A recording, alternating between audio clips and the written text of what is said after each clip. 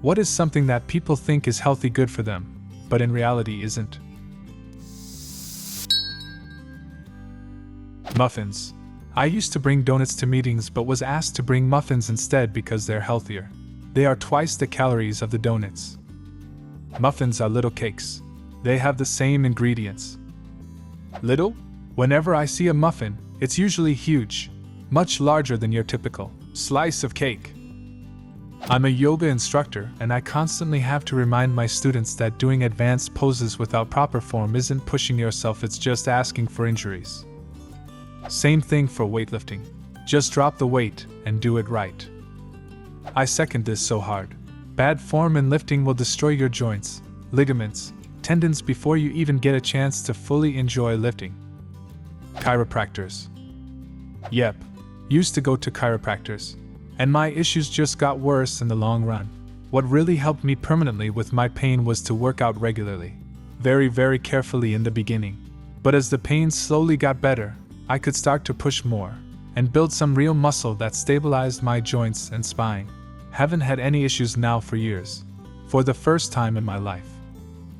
Physical therapy is so much better than chiropractors. Actually working through problems is so much better than cracking and pulling on joints. Biologically inappropriate fad diets. Fad diets, period. Gluten-free diet. I have celiac disease and balancing a gluten-free diet is tough because cereals are the main source of fiber. And that is not counting the social isolation it causes. I'd rather stay home than go out with friends to a place that cannot assure that there is no cross-contamination. I would give anything for a cure for celiac disease and eating gluten again. I don't know if you've experienced this, but I have had some encounters where people who are gluten-free by choice equate themselves to those who have celiac disease, as in, "Oh, I'm also gluten-free." Like, no, one of us has a choice. The other one has a serious medical condition. Waking up extremely early for no literal reasons other than being productive. I'm not saying this is the case for everyone, but a lot of these influencers seem to be depriving themselves of quality sleep by waking up at 4 a.m. every day and going to sleep at 12 a.m.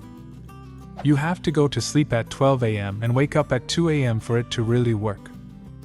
There was a time when people went to bed around 10 p.m. and woke up at 2 a.m., do stuff, then went back to sleep from 4 a.m. until the sunrise. You wouldn't believe how often I think about this little tidbit of human history. Segmented sleep sounds pretty awesome if you don't have to clock into a job in the AM. Just letting your body listen to its natural rhythm. Getting 4-injection infusion therapy at med spas can be dangerous. In fact, most healthy people don't need 4 vitamins nutrients, and it can actually cause infections, or worse electrolyte derangements, and kill them. I've always felt they were scammy, and never considered going to one until I was severely dehydrated. I had this illness that had me vomiting for a week straight, and I got to the point where I was no longer going number 1, number 2 for 4 days. My primary care doc told me that was an emergency and to go to the ER for fluids. I waited at the ER for over 6 hours and it was miserable. Besides taking my vitals and blood when I first arrived, they didn't seem to give a shit about me. So my husband took me to one of those 4 clinics to get fluids instead. I was in and out within an hour. They had a menu, like you're ordering food from a restaurant, but it's fluids. They had dumb shit like anti-aging IVs, cold prevention IVs, other stuff that made me have doubts. But I looked for the same fluids they give at the ER for dehydration, and my primary care doc gave the green light. They sat me in a massage chair with this bubble sound to trick my brain into thinking the fluids are being massaged into my body. More relaxing than throwing up in a crowded ER waiting room for 6 hours, though. Under $100 versus probably $1,000 plus at the ER. Probably the only thing those 4 clinics are good for. I question the people coming in for their weekly use shots, though. Vitamin water. Coca-Cola won a lawsuit claiming the branding was misleading.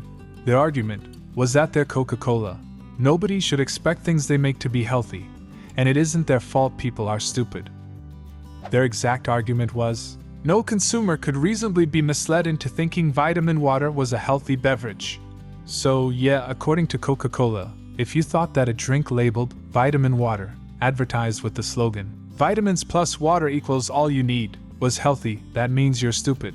Coca-Cola did actually end up losing the lawsuit though. So there is that. Wine. My dad heard 2 drinks a day is healthy. So he was at his cardiologist, and they asked how much he drinks a week, and he said 14 drinks. The cardiologist was flabbergasted and told him to cut out drinking. This comes from a study where they compared non-drinkers to moderate drinkers. They found that the moderate drinkers were significantly healthier than the non-drinkers. They published the results and everyone got the idea that 1 to 2 drinks was good for them. However, when they did the study, they forgot to take into account that many non-drinkers were former alcoholics that had near permanently destroyed the bodies with alcohol. When they removed the former alcoholics from the non-drinker data, the significance reversed with the non-drinkers being the healthiest. They published the update, but everyone already heard what they wanted to hear and pretty much ignored it. Staying up to date on the news. America's about to end because a large part of the population would rather disassociate than handle their democratic responsibilities. We would all love to not think about this stuff, and that's exactly what the oligarchs have been counting on. Look where that's gotten us. Also, overwhelming folks with endless info is part of their playbook. If it's everything all the time all at once, you're unable to keep up. The courts can't process the amount of trouble they instigate. Some of it is distraction masking intentions and actions meant to keep us in a dither, and it works most of the time. Detox anything. Your body has organs literally for this purpose. People putting sticky pads on their feet to remove the toxins, and then they see how dirty black they are after they remove it, and think it worked. Like y'all just wash your damn feet. Fat-free food. Fat-free processed foods. Most fruits and vegetables are fat-free or close to it, with obvious exceptions such as avocados. Processed foods can be extremely good for you or bad. The same with ultra-processed. It's simply a word that health influencers push as bad that really has no such definition. Processing can, for instance, pull bad things from foods or add minerals and nutrients to food. It can increase shelf-life, allowing people to eat wider varieties of foods or not become sick from food that would otherwise quickly spoil. Jumping into CrossFit and other intense workouts if you're older or out of shape. It's an endorphin rush, and it's awesome to see your body start getting into shape so quickly.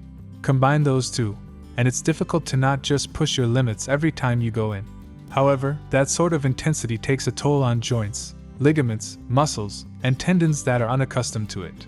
Eventually that wear and tear causes injury, which, among other things, makes any exercise at all more difficult. Some folks can do those sort of intense workouts, but for anyone looking to get into exercise, it's best to just focus on establishing a sustainable routine. It might take longer, but if you can stick with that, then results will come and you'll be more likely to keep your positive gains.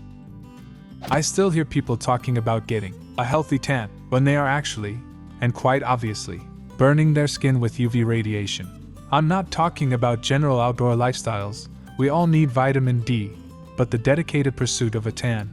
There is a cultural heritage in the UK where burning to a crisp on the beach by the pool with no sun cream, or just low-factor oils, was a sign of social status when you got home and showed off your melanin-infused skin, or even a nice bit of UV radiation scarring in the pub or office. Look at my blistered arms. I can afford 2 weeks in Spain. At best, this is damaging your largest organ and prematurely aging your appearance. At worst, you are drastically increasing your chance of melanoma skin cancer, but is somehow seen as wholesome and worthy of envy.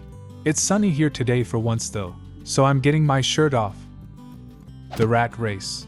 We should really switch to a capybara or manatee race, slow things down a bit. I've heard a fair few people say they switched from cigarettes to vaping and think they made a huge improvement. It's good to get off cigs, but not the best replacement. I switched to a vape from cigarettes as a means to quit. I successfully switched to vape, had no cigarette cravings, then dialed down the nicotine and eventually gave it up for good. Took me maybe 18 months, but I haven't touched either in maybe 6 years. Used to not think this, but self-medicating with weed while having certain mental illnesses. The way my therapist and psych both explained it was they didn't care if I used, however they would advise me not to self-medicate with it. It's harder to know what dosage you're consuming and there's so many different strands. Medication works best when it's taken consistently at the same time and same amount every day, and it's near impossible for that to be the case with weed, even if bought from dispensaries. Don't get me wrong though, I think weed is extremely helpful for certain disorders and diseases, and it should be 100% legal. However, it should just be used with caution when dealing with mental illnesses. One thing that many people believe is healthy but actually isn't is fruit juices. While they seem like a great source of vitamins, most commercial fruit juices are packed with sugar and lack the fiber found in whole fruits. This can lead to blood sugar spikes and contribute to weight gain over time. Protein bars, shakes. I get that they have their place for people working out, but I know way too many very sedentary office workers who are very overweight, do not work out at all, and yet eat multiple protein bars a day, convincing themselves that it is good for their health. Raw milk. Still one of the dumbest things to ever come up. Being surrounded only by people who share the same opinion. What's something people believe is healthy but actually isn't? Leave a comment and subscribe to the channel if you want to see more videos like this one.